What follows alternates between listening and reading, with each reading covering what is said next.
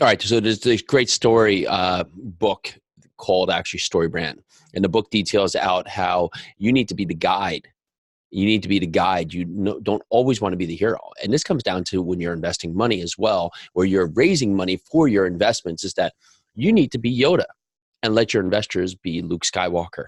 And of course, we all want to be Luke Skywalker, love to be Luke Skywalker. But if I'm thinking of myself as the hero, well, every person has this human nature of they want to know how they're going to eat, sleep, and survive.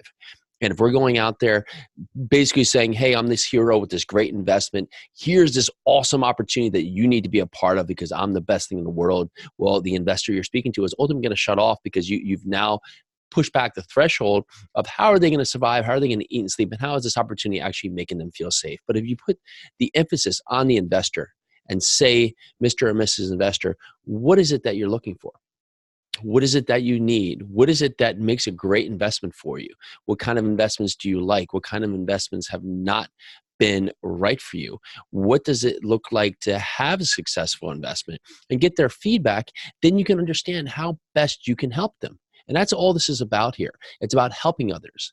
We get so caught up and pent up on, hey, we have to raise $3 or $4, $8 million for a deal. But we forget that we're only able to do these deals to grow with the economies of scale that come from having the opportunity to work with so many great investors like yourselves. So knowing, is it that you're looking for, is the investor looking for portfolio diversification? Is the investor looking for cash flow? Are they looking for tax advantages? Are they looking for depreciation? What is it that's actually being the driver that's helping this investor look for a deal that the apartment building might be something that they could possibly invest in? There's layers here. You want to talk to first, understanding what the investor needs. Then explaining actually investing in apartment buildings. We're doing it, but to so many people, this is not a concept or even an idea that they're even familiar with. They don't even know it may even be available to them because they've spent all their time maybe investing in stocks and bonds and mutual funds.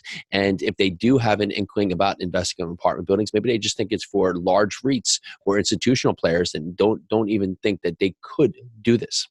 Then past that, they have to understand how the returns work. How does this work and why are we doing it? And who are we and what is our background? And when we have all that information, then we can talk to them. Then we can give them the best point. We do all this before we even have a deal in place. And it's no wonder that we have such a, I won't call it easy, but our raises happen very quickly because we've done the framework. We understand what investors need, what investors want, how we can help them.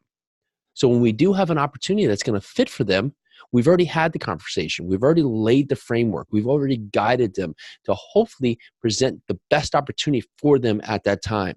So generally, we have an opportunity, we're able to bring it to them, and we've already now allocated how much money they potentially may want to put into a deal. So for you, before thinking next time, I need money, I need to raise money, I need to do this. Let's have conversations with the open mind of how can we help you, the investor? How can we help the investor achieve what they're looking for? And I bet you, I guarantee you, you're going to raise a ton of money doing that because if you help others, they will help you. All right, go after it, Yoda. Make it happen. May the force be with you.